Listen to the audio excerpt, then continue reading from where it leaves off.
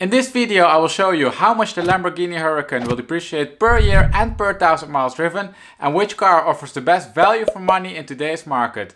Let's get started. What's up YouTube, and welcome to a new video. Now if you are purchasing a Lamborghini Huracan, you need to put up a lot of cash to either buy the car outright or to cover the monthly payments. Now in return for this you will get one of the last mid-engine supercars with a naturally aspirated V10. And that V10 simply sounds incredible. Now to prevent that you will lose even more on the car due to depreciation, you need to shop smart and smash that like button. This video is namely going to help you to shop smart, and to do that we will take a few simple steps. In step number 1 we will do some market exploration work and figure out what the average price points are in the market. In step number 2 we will figure out the depreciation per year, and in step number 3 we will figure out the depreciation per 1000 miles driven. In step number 4 we will do a relative value analysis to figure out which cars offer the best value for money in today's market. And finally in step number 5 we will draw a conclusion. The analysis which I'm going to show you is, by the way, an extraction of a full market analysis report which are tailor-made for someone living in the UK. And this means that all the information you are going to see is based on the UK market. Let's start now with step number 1, which is the market exploration, and the graph over here is going to help us with that. You can see that we have 4 histograms and that each of them has price on the horizontal axis and the number of cars available for that price point on the vertical axis. At the top we have the histogram for the full market, and this histogram can be split by the model types. In orange we have therefore the LP610, in red we have the LP580, and finally in green we have the Evo. Now we will start at the top by having a look to the full market and then go from top to bottom, so we end up with the Evo. By looking to the full market in blue, we can see that there are 65 Huracans for sale and that the average price is £179,000. Prices however start at £125,000 and stretch from there all the way up till £205,000. Furthermore, we can see that the price point of £140,000 is a key market level. Out of the total market of 65 cars, there are namely 15 cars priced at this price level. This price level is therefore offering strong support to the market prices. If we move one level down then to the LP610 in orange, we can see that this is by far the most popular car, as there are 52 cars for sale. Now the minimum price point is at the same level as the full market, whereas the maximum price point is considerably lower. If we move then one step further down to the LP580 in red, we can see that the average price point is more or less equal to the one of the LP610. The price range is however narrower, as we can see that prices start at £140,000 and stretch up then till £188,000. If we have a look then to the Evo at the bottom in green, we can see that there's only one car for sale and that this car has a price point of £205,000. And of course, this is a brand new car as the Evo was just released. Alright, we have now a good understanding of the market, and that means that it's time to move on to step number 2, which is the depreciation per year. And the graph popping up over here is going to help us with that. But before we dive into the numbers, I will first explain the graph to you. We have model year on the horizontal axis and price on the vertical axis.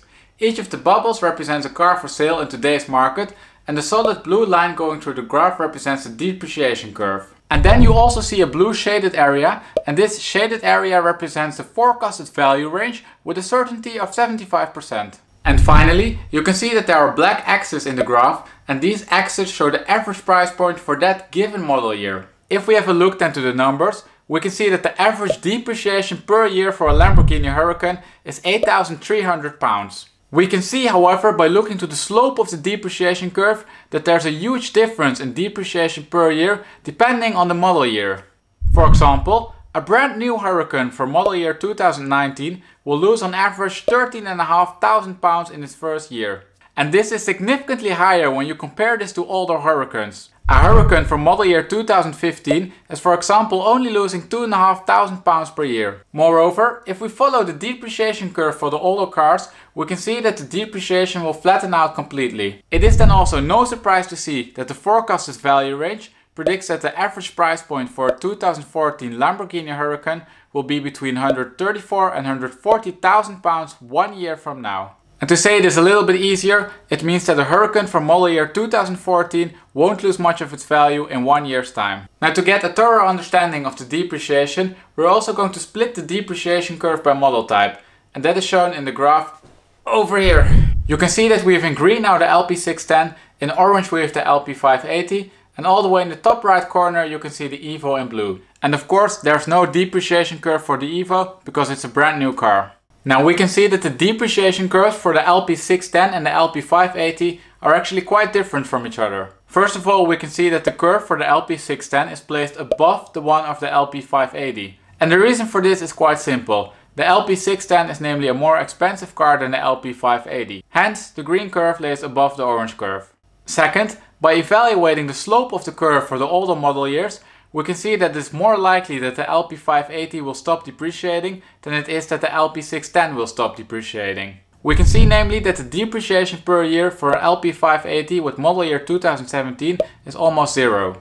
On the other hand, we can see that an LP610 with model year 2015 is still depreciating significantly. Overall, however, the depreciation per year is more or less the same for both model types, as it sits at £9,000. But remember that this number is not telling the full story, as we saw that the depreciation curve for the LP580 is already bottoming out, where it is not yet happening for the LP610. Now that concludes the depreciation per year, and that also means that it's time to move on to step number 3, which is the depreciation per 1000 miles driven, and that's shown in the graph over here. We have miles on the horizontal axis and price on the vertical axis. The LP580 is again displayed in orange and the LP610 is displayed in green. If we have a look then to the mileage range, we can see that the range for the LP610 is a lot larger than the range for the LP580. And this can be explained by the fact that the LP610 is longer on the market. Looking then to the depreciation per 1000 miles driven, we can see that the LP580 is depreciating at a rate of £1,900 per 1000 miles driven, whereas the LP610 is depreciating at a rate of £1,600 per 1000 miles driven. Hence, just as with the depreciation per year, the average numbers are again quite similar to each other. When we look then to the depreciation curves, we can see that both the curves are bottoming out. I however think that the curve for the LP580 is just appearing to be bottoming out here, and that in reality, of course, you will still lose money when you add mileage to the car when the car has a mileage of 10,000 miles.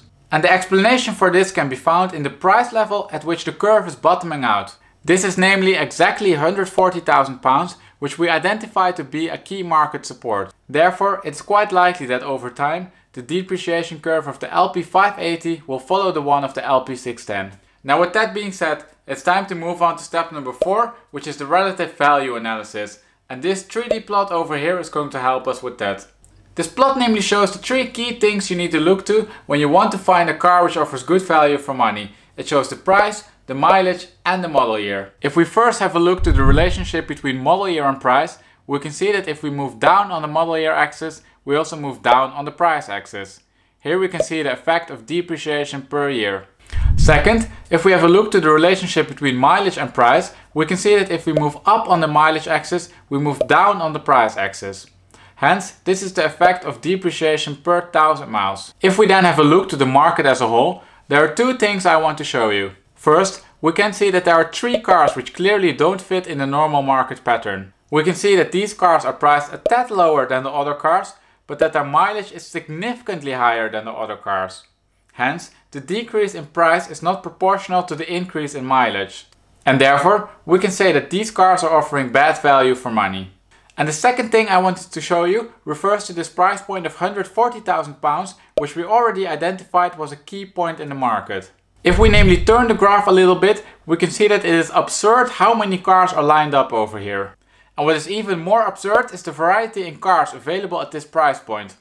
You can get both the LP610 and the LP580, and the mileage range starts at 5,000 miles but goes up all the way till 20,000 miles. And that all for the same price.